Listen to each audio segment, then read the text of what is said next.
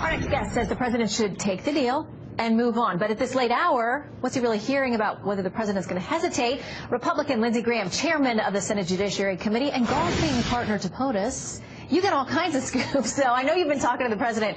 Where is he on this thing? Because I'm hearing tonight it's, quote, leaking oil. Well, it is leaking oil, but not because of him. The president, I think, is ready to accept the wall money and more judges and more bed space. But what we're arguing about now at this late hour is whether or not we're going to pay back pay to contractors. We've never done this before. We've had a bunch of government shutdowns, but never have the Democrats insisted that we pay contractors back pay.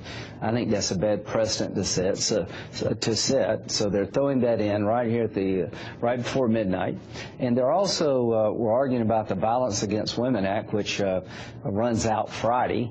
And we're just saying, okay, let's keep talking about it. Let's authorize it as it is until September and work out our policy differences. Let's don't stop this from reaching a deal on funding the government. So your concern is not that the president won't sign the deal as we understand it right now. I'm more worried about Democrats than him.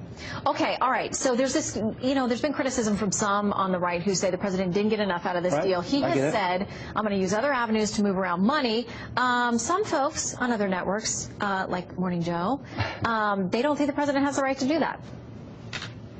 If you read your Constitution, all funding begins, of course, with the legislative branch and also the executive branch when the executive branch can't get the legislative branch to agree to give them the funding they need. Actually, what Lindsey Graham just said, again, unconstitutional. What Mitch McConnell is suggesting, unconstitutional. But this whole thing doesn't really make a whole lot of sense. You have a copy of the Constitution? I don't have one on me, but I have a copy of last year's appropriations bill. In last year's appropriation bill, Section 284, I think, allows the president to spend up to $880 million to erect barriers where there are drug corridors. That's a pot of money. The bill also allows to move $4 billion around in the defense budget at the discretion of the president and the secretary. When you add all that up, it's pretty much what he needs. So why should he take this deal? The 1.375 can be used to build barriers. Nancy Pelosi said not a dollar for barriers or wall. He's going to get almost 1.375. Yeah, he's going to get a lot more than a dollar. He's going to get money for more judges. Nobody talks about that. There is no limit on bed space like I was worried about. So take this as a down payment. Go into the defense bill and move money around like Congress allowed you to do last year and build this damn wall. $5.7 billion is what he wants. The difference between 1.375, find on your own, declare a national emergency because it is, and move the money around and secure this border. All right, here's what Rush Limbaugh says on this idea of the national emergency, which a lot of Republicans, you know, have said they're not down with it. Here's Rush. If they have to declare a national emergency and go through the courts and have the Democrats go through the motions of trying to stop it, then all the better. Let the Democrats demonstrate as often, as loudly as they can. They do not want border security. You know they're going to go file a Ninth Circuit. They're going to find a friendly judge. So from a Republican point of view, Rush is right. I don't always agree with Rush Limbaugh, but he couldn't be more right here. One, there's some money you can get without being sued, but the president should declare a national emergency because it is, and let the Democrats argue that it's not. Talk about why they don't want to secure the border, and we do. It is a great issue for 2019 and 2020. It is a legitimate national security issue, and we would be idiots as Republicans not to support Donald Trump to try to build this wall any way he can legally, and he has the authority as president to declare a national emergency. There are monies available to him in the current budget to move around and help build the wall. We'd be stupid as a party not to stand behind him. I can't think of a better issue to define the Democrat and Republican Party than this. All right, well, we will see as this plays out in the coming days whether this gets to the president's desk, whether he signs it, and where the rest of the money comes from. Senator Graham, Mr. Chairman, great to have you with us. Thank you. Thanks. The president's point man on the Venezuela crisis says international pressure will eventually lead to the ouster of disputed President Nicolas Maduro. Special Representative Elliot Abrams was on Capitol Hill today. At least one lawmaker seemed more interested in the past than the present. State Department correspondent Rich Edson has the latest. If I can respond to that. It wasn't a question.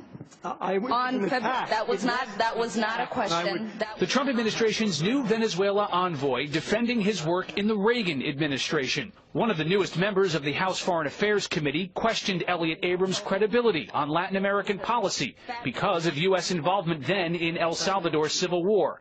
Yes or no, do you think that massacre was a fabulous achievement that happened under our watch? That is a ridiculous question, and yes or no? No.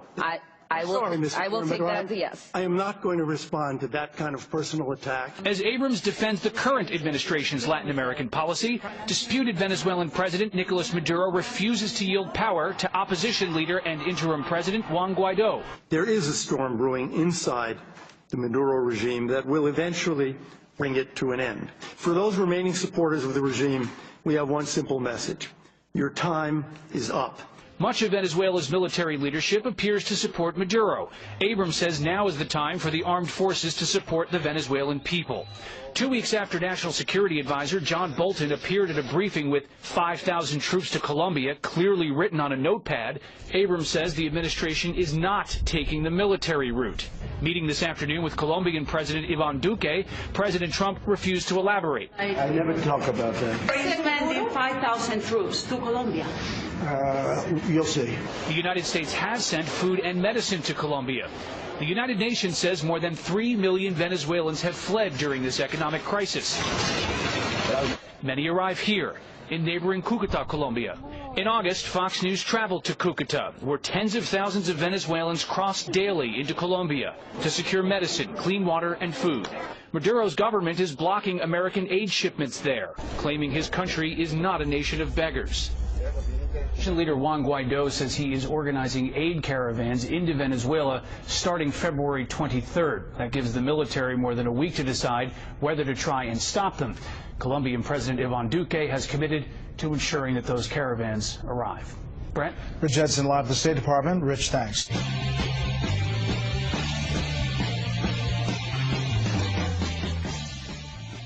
Congresswoman Ilhan Omar is picking another fight, this time over sports. In a new letter to USA Powerlifting, Omar attacks the organization because it opposes having a biological male compete against women in a lifting competition. Omar claims, ludicrously, that biological males have no advantage over women. That's in defiance of about 1 million years or so of evidence to the contrary. It doesn't matter, though. Omar's letter is just the latest case of powerful people on the left bullying anyone they can't control. You saw the same thing with the gay marriage debate. Any Christian-owned bakery that doesn't want to bake a gay wedding cake risks fines, lawsuit, and ruin. Okay, so those are the new rules. So what about Muslim-owned bakeries? Do the rules apply there too? Stephen Carter asked that question a while back, and he found pretty much what you'd expect. Lots of Muslim-owned bakeries will not bake gay wedding cakes, and we're not complaining about that. Private business owners shouldn't be forced to engage in speech they find immoral. But the left doesn't agree. So where's the letter from Congresswoman Omar demanding that Muslim bakeries who won't bake these cakes be shut down? We're still looking for that letter. And what about Omar's own mosque, by the way? Does it perform gay marriages? And if it doesn't, has she complained about that? Has she denounced them? We called her office today to find out. They haven't replied yet. We suspect we'll be waiting a while for an answer, but we're always open to one. Congresswoman Omar is starting a lot of fights recently. For a newcomer, she's in the center of many news stories. Today on Capitol Hill, she berated the new envoy to Venezuela, Elliott Abrams, accusing him of being a liar and attacking him over the Iran-Contra affair that took place more than 30 years ago. Here's part of it. More than 800 civilians, including children as young as 2 years old, were brutally murdered by U.S.-trained troops. You later said that the U.S. policy in El Salvador was a fabulous achievement. Yes or no, do you think that massacre was a fabulous achievement that happened under our watch? That is a ridiculous question, and yes or no? No. I will take that as a yes. I am not going to respond to that kind of personal attack. Congresswoman Omar is herself, of course, a refugee to this country. She was born in Mogadishu. She spent most of her time, at least her political life, attacking this country as immoral She also supports a number of policy ideas like the Green New Deal that don't make mathematical sense. She's also for abolishing ICE. So there are things you could criticize about the Congresswoman, but you're not allowed to criticize her. A new piece in Politico argued that. Now, why? Well, not because what she says is factually true, but because, of course, of her identity. Quote, the GOP strategy risks a backlash. A party that has problems with women and minorities continues to focus its attacks on women of color, end quote. Not on women it disagrees with, but on women of color. Their color is the most important part to the people at Politico. MSNBC agreed with this, of course. In a segment yesterday, one of its guests said that it was, quote, not a good look for conservatives to attack Congresswoman Omar because she's a woman. Her actual views are irrelevant. It's about her identity.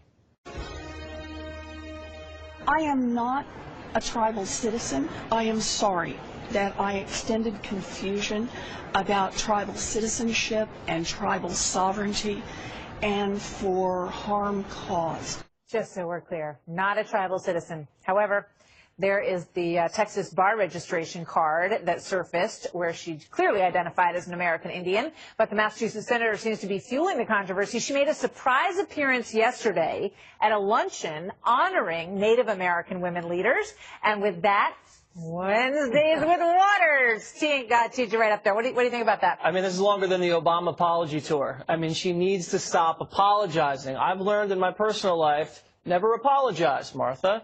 It invites weakness, and people keep making you apologize more and more after that. So I say no apology. If you have to make an apology, apologize once and move on. She has to stop associating herself so much with Native Americans. Yeah, but every time you see her name in a headline, Native American is next to it. Do something with soccer moms instead. I think she's trying to, de-emphasize the negative and accentuate the positive. What is the positive? She is saying, because I watched the pictures, and many of the leaders at this Native American luncheon all wanted to have their picture taken with her. She's saying to them, I am your champion. Okay. I feel for having pictures of you standing next to a Native American is not helping your cause. The more and more these pictures get out there, no one knows anything about Elizabeth Warren except that she's not Native American. All right, let's talk about President Trump and dogs and whether or not he should have one. Here he is on the subject.